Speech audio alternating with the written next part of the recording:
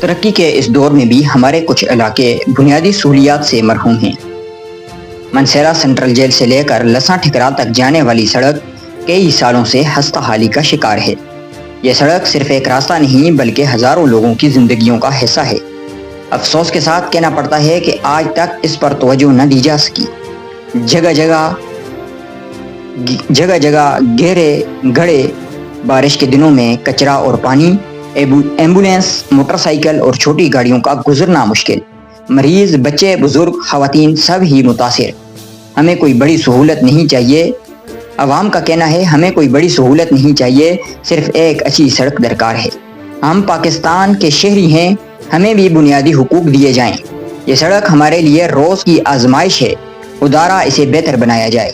یہ سڑک مریضوں کو اسپتال لے جاتی ہے، بچوں کو اسکول پہنچاتی ہے، مزدوروں کو کام پر لے جاتی ہے، کسانوں کو اپنی فصلیں منڈی تک پہنچانے میں مدد دیتی ہے۔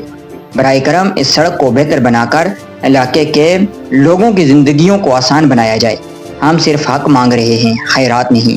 ہم سے ہر بار وعدے کیے جاتے ہیں، ہمیں سہانے خواب دکھائے جاتے ہیں، ہر الیکشن میں ہم سے ووٹ لیے جاتے ہیں، لیکن افسوس وہ وعدے وفا نہیں ہوتے، وہ خواب کبھی پورے نہیں ہوتے۔ آخر کب تک؟